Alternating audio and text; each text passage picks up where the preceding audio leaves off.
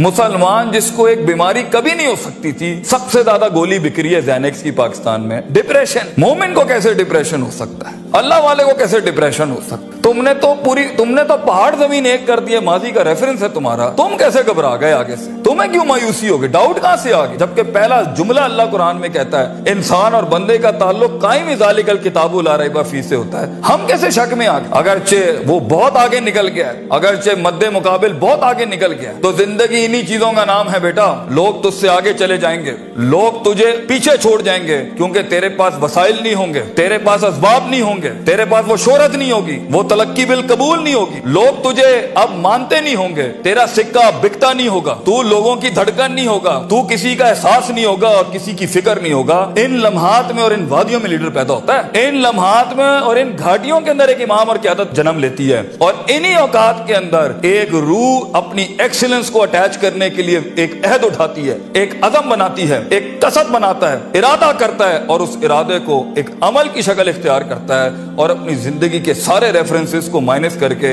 एक नई तारीफ देता है अपने आप को। लेकिन अगर एक इंसान समझता है, एक गलत फहमी का शिकार है कि नहीं, जिंदगी को मैं जैसे चाहूं, जिस गलत तरीके से चाहूं, अपनी वैल्यूज को, अपने उसूल को, अपने ज़वाबित को, अपने कवायद को, अपने उसूलों को, इनको मैं बलि चढ़ा के, इनकी चीटिंगें करके, किसी का हक मार के, किसी को नीचे लगा के, जिग जैगिंग करके अगर मैं निकल जाऊंगा तो तुक्के, महज इत्तेफाक, फ्लूक्स और कोइंसिडेंसेस, और इस तरह के 2 नंबर रास्ते बेटा कुछ अरसा तो चल सकते हैं। दुनिया के उस स्टेज के ऊपर जब मुकाबला होगा ना किसी सही वाले पट्टे के साथ, आप नहीं लड़ सकेंगे, आप नहीं उससे जीत सकेंगे। इसलिए ये वक्त होता है, ये लम्हात होते हैं, ये लहजात होते हैं, इंसान अपने आप को तैयार करता है। लेकिन एंड में मैं फिर भी यही कहूंगा, स्किल मैनेजमेंट, हुनर के ऊपर इंसान जितना भी स्ट्रॉन्ग क्यों ना हो, इंसान सोने को कुंदन, कतरे को समंदर, जर्रे को एक चट्टान और एक छोटी सी आतिश को एक आतिश फिशा तब बनाता है जब उसके अंदर वो कलेजा हो, वो जिगर हो,